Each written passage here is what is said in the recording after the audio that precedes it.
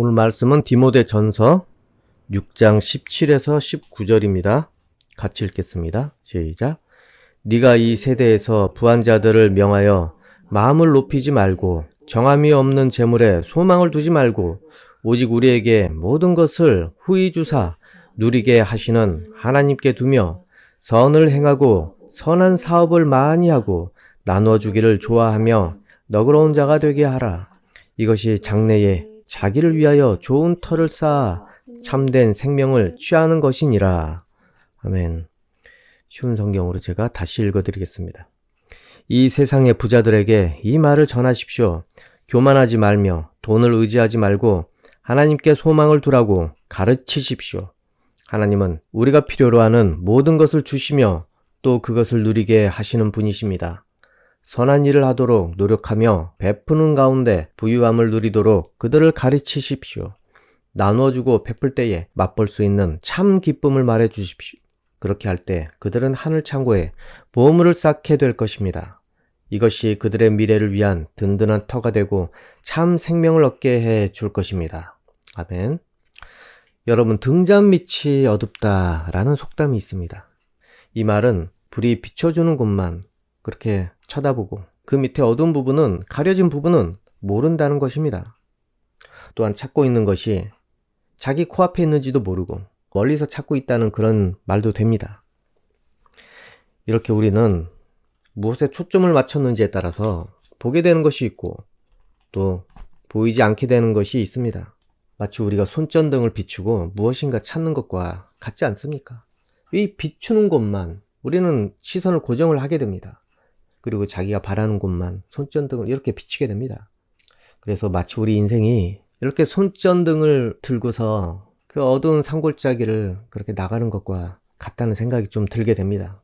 그래서 보려는 것만, 보려는 방향만 그렇게 비추고 또 듣고 싶은 것, 그런 것만 듣고 싶어서 그런 것에만 귀를 기울이는 그런 존재가 우리 인생인 것 같습니다. 근데 문제는 보고 싶은 것만 보고 또 듣고 싶은 것만 듣고 싶어도 세상이 어디 그렇습니까? 세상은 내가 보고 싶다고 다 보게 해주지 않습니다. 그리고 듣고 싶다고 해서 다 내가 바라는 것만 들을 수 있는 것이 아니라는 것입니다. 그럼에도 우리는 자기가 바라는 방향만 자꾸 비추고 있습니다. 거기에서 무엇인가 발견하려고 그러면 어떻게 됩니까? 그러면 세상이 어떻게 보입니까? 자기가 비추는 것 외에는 어둠 그 자체일 것입니다. 그리고 들리는 것도 자기가 듣고 싶은 그 방향과 듣고 싶은 것만 귀를 기울인다면은 이 세상에 뭐가 들리겠습니까? 정말 그 자체 아니겠습니까? 그래서 사람들은 비추는 방향으로 사생결단을 하고 그렇게 인생을 올인하면서 달려가게 되는 것입니다. 그러다 어떻게 됩니까? 자기 발밑에 있는 것을 못 봐서 거기에 걸려서 넘어지게 되지 않겠습니까? 그래서 상처를 받게 되고 달려가다가 넘어지고 어쩌면은 그 방향이 그 사람에게는 때로는 돈이 될 수도 있고 또 그리고 무엇인가 성공하는 것이 될 수도 있습니다. 또는 그것이 가족이나 아니면은 특별한 어떤 사람과의 관계가 될 수도 있습니다. 거기만이 자기가 인생에서 보람을 느끼는 것이라고 생각을 할 수밖에 없지 않습니까? 그런데 하나님께서는 여러분, 우리와는 정말 다른 분이십니다. 우리는 눈앞에 있는 것만 보게 되는데 하나님께서는 시야가 광대하십니다. 온 우주까지 그분의 영광의 빛을 비추시고 살피십니다. 그리고 하나님의 마음의 깊이는, 하나님의 관찰의 깊이는 무한합니다, 여러분. 사람의 마음속까지 살피시고 시간을 초월해서 미래까지 하나님께서는 살피십니다. 그런 하나님을 우리가 의존을 하게 된다면 어떻게 되겠습니까? 하나님의 시야를 통해서 우리가 바라보던 것 이상으로 내 발 앞에 돌뿌리가 있는지 사방에 무엇이 있는지까지 느끼게 해주신다는 것입니다.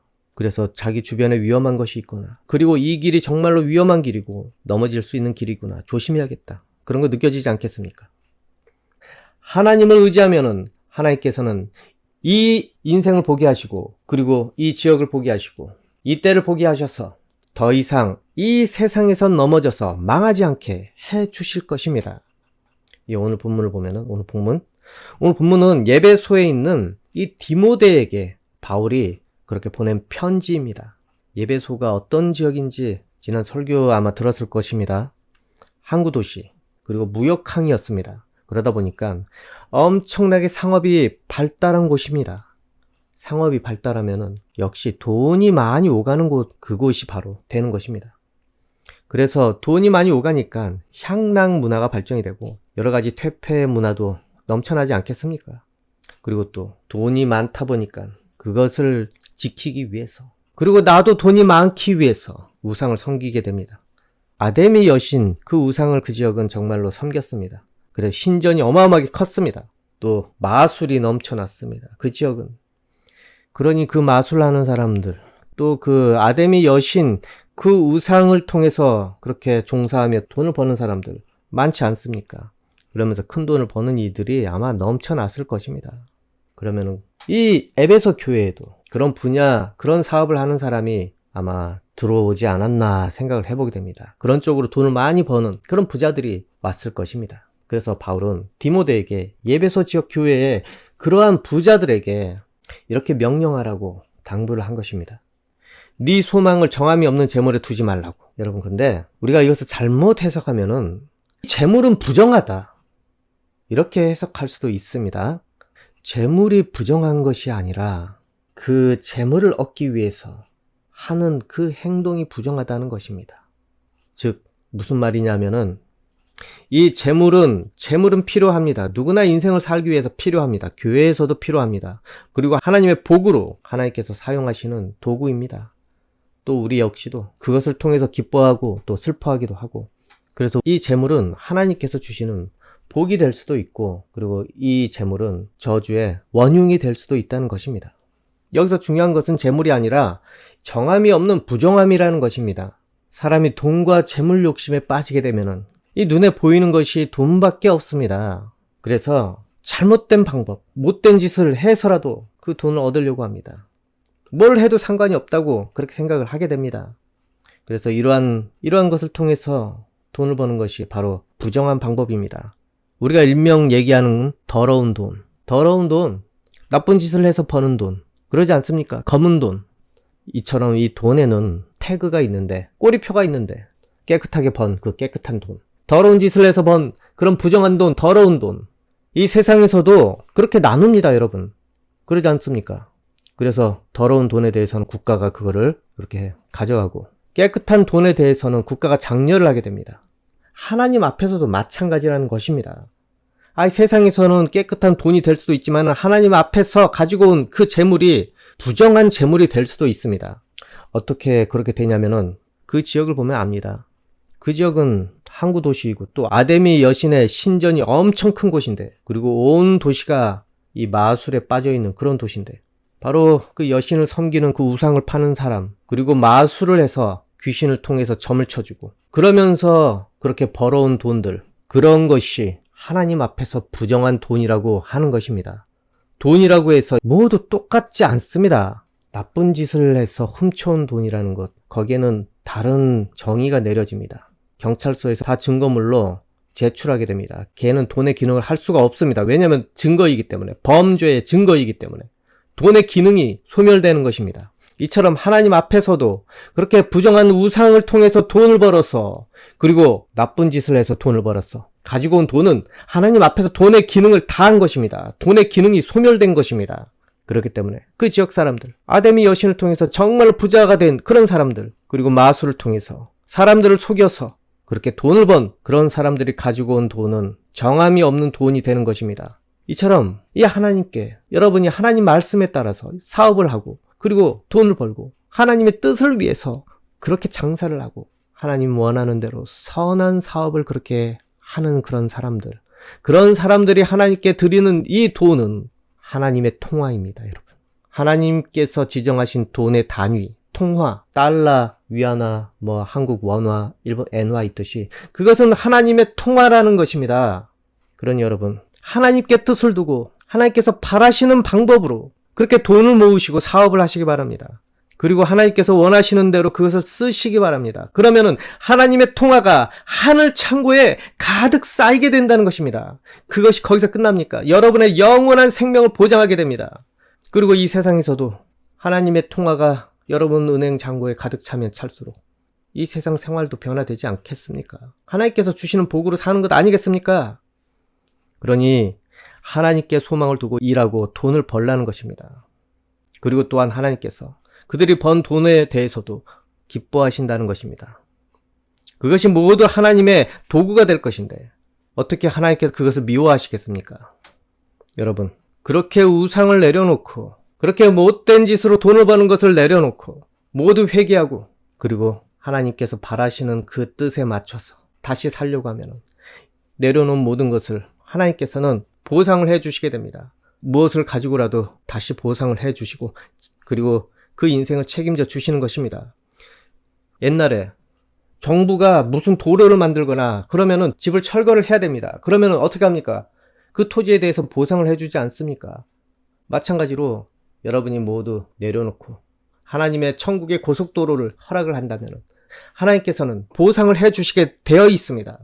여러분, 그렇기 때문에 어디에 뜻을 두고 지금 살고 있는지, 무엇을 위해서 지금 돈을 벌고 있는지, 수고를 하고 있는지 그거를 확인을 해보십시오. 여러분은 어디에 뜻을 두고 있습니까? 어디에 뜻을 두고 지금 세상에서 돈을 벌려고 하고 있습니까? 자기 탐욕과 욕망을 채우기 위해서 그렇게 돈을 쫓아다니고 그러고 있습니까? 그러면은 자기도 모르는 사이에 부정한 방법이라고 해도 거부할 수 없게 될 것입니다. 자기 마음에 들어온 이 탐욕의 불길을 자기 자신도 어떻게 쉽게 끌 수 없을 것입니다. 이처럼 세상에는 그 욕심에 빠져서 분별력이 없이 그냥 불나방처럼 돈만 쫓아서 우르르 다니는 사람들이 있습니다. 그렇다고 해서 그 사람들이 다 돈을 버느냐? 그것도 아닙니다, 여러분. 그런 사람들만을 노리는 그런 자들 역시도 드글드글 하다는 것입니다. 그 사람들이 분별력이 없다는 것을 알고 있고 그 사람들이 탐욕에 미쳐서 그렇게 뭐든지 하려는 그런 마음을 알기 때문에 그래서 사기꾼들이 늘 어디나 대기하고 있지 않습니까? 부동산 사기부터 많이 있습니다. 여러분, 돈을 버는 이유가 무엇인지 여러분 이제는 마음에 정하시기 바랍니다.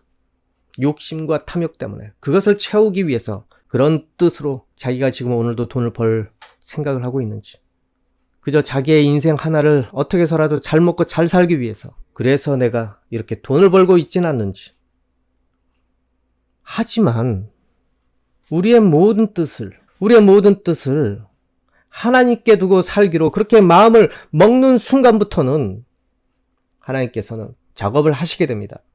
아무리 찾아봐도 이전에는 기회를 찾을 길이 없었는데 그래서 무작정 불만 붙이고 그 앞길을 달려나갔는데 이제는 하나님께서 기회를 만들게 해주셔서 우리를 보게 하시는데, 그러니 여러분 지금 자신이 무엇에 소망을 두고 있는지 그것부터 확인을 해보시기 바랍니다. 그리고 어떻게 앞으로 살아야 될지 그것도 고민을 해보시기 바랍니다. 나는 지금 내가 바라는 것을 이루기 위해서 어떤 방법으로 살아가고 있는지 확인해 보십시오. 혹시 그것 때문에 주변을 돌아보지 못하고 그러고 살고 있진 않나? 그리고 더 중요한 여러 가지를 방치하고 있지 않나? 확인을 해 보십시오. 우리는 한 가지만 쳐다보면 주변을 돌아보지 않기 때문에 주변이 엉망진창이 됩니다. 관계도 엉망진창이 되고 돌보지 않는 것도 여러 가지여서 그것 때문에 언제 망할지 자기는 모릅니다. 어떤 사람이 일에 너무 빠지면은 자기 먹는 것에 너무 소홀합니다. 자기 주변 사람과 관계에 너무 소홀합니다. 그리고 때로는 자기가 바라는 것 때문에 하지 말아야 할 짓까지 동원을 할 때가 있습니다. 한번 지금 그러고 있지 않나? 뭐 다 그렇진 않겠지만은 주변이 보이지 않고 너무 소홀하게 느껴지지 않나? 그것도 한번 되돌아봅시다. 그렇게 자기 삶이 방치된 채 자기가 바라는 것을 향해서 그렇게 달려가고 있지는 않나? 그리고 정말 중요한 것인데 그것을 위해서 하나님께서 싫어하는 그런 부정한 방법까지 동원을 하고 있지는 않나? 한번 자신을 되돌아보시기 바랍니다. 그곳에는 반드시 함정이 있을 것입니다. 마귀가 또아리를 틀고 뱀처럼 기다리고 있을 것입니다. 그리고 여러분이 오기만을 기다리고 있을 것입니다. 왜냐하면 거기에만 미쳐있기 때문에 마귀는 알고 있습니다. 여기로 올 것이다. 그래서 그 자리에 대기하고 있습니다. 함정을 파놓고선 대기하고 있습니다. 그러니 여러분 성공을 위한다면 자기가 보고 있는 것이 그것이 전부가 아니라는 것을 깨달으십시오. 그것을 통해서 아무리 열심히 뛰어간다고 해도 그 길이 아닐 수도 있습니다. 우리가 무엇이 중요하다고 아무리 생각하고 판단을 해도 대부분의 사람은 그거를 이루지 못합니다. 그게 사람의 인생입니다. 그렇기 때문에 우리는 이 세상을 만드신 분을 전적으로 의지해야 됩니다. 우리가 정말로 중요하다고 생각하는 그런 것들을, 그리고 자기가 정말로 하고 싶은 것이 있다면은 그런 것들을 먼저 하나님과 함께 상의하시기 바랍니다. 그리고 먼저 하나님의 뜻에 따라서 순종함으로 그런 것들을 계획하기 바랍니다. 마태복음 6장 33절을 보면은 그런즉 너희는 먼저 그의 나라와 그의 의를 구하라. 그리하면 이 모든 것을 너희에게 더하시리라. 예, 여러분이 무엇을 원하고, 여러분이 어떤 인생이 되고 싶고, 그리고 여러분이 가지고 싶은 것이 무엇이든지 간에 소망을 하나님께 품기 바랍니다. 먼저 하나님의 나라를 위해서 소망을 품고, 그리고 하나님의 영광을 위해서 소망을 품으시기 바랍니다. 그리고 자기 자신의 원하는 것들을, 이러한 것을 위해서 쓰여지기를 소망을 하시기 바랍니다. 그러면 하나님께서 이 선한 뜻을 품고 있는 여러분들을 하나님께서는 지원을 해 주시게 되어 있습니다. 여러분의 이 바라는 모든 소망과 뜻이 헛되지 않게 하나님께서는 지원을 해 주신다는 것입니다. 이것을 통해서 하나님께서 기뻐하시게 되는데 어떻게 지원을 안 해 주시겠습니까? 하나님께서 분명히 기쁘게 지원을 해 주시고, 그리고 길을 열어 주시고, 또한 기회를 만드시고, 또 그 기회를 보기에 눈을 열어 주신다는 것 아니겠습니까? 그러니 여러분, 먼저 하나님의 나라와 그의 의를 구하십시오. 그러면 모든 것을 더해 주신다고 분명히 성경에는 말씀을 했습니다. 하나님은 거짓말을 하지 않습니다. 여러분이 이대로 따르고 그렇게 살았을 때 이전에 보지 못했던 것을 여러분은 보게 될 것입니다. 그리고 이전에 하지 못했던 것들을 하게 될 것입니다. 아무리 뛰어도 따라가지 못했던 것을 따라잡는 날이 올 것입니다. 이렇게 하나님을 모두 의지해서 그런 날이 부디 여러분 인생에 실현되기를 소망을 합니다. 기도하겠습니다. 아버지 하나님, 우리는 정말로 어리석어서 자기가 보는 방향에서 무엇인가를 발견하기를 원합니다. 자기 주변에 정말로 귀중한 것이 있는데도, 기회가 있는데도 그거를 발견하지 못하고 오로지 자기가 비추는 그 방향만 무작정 달려가게 됩니다.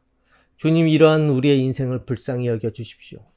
하나님을 만나지 못해서 자기가 가지고 있는 소중한 것들을 다 활용하지 못하는 이 어리석고 미련한 인생들을 불쌍히 여겨 주시고, 하나님을 믿고 하나님의 뜻 안에서 모든 것을 하게 되어서 드디어 하나님께 감사하고 기쁨이 되는 인생이 되게 도와주시옵소서.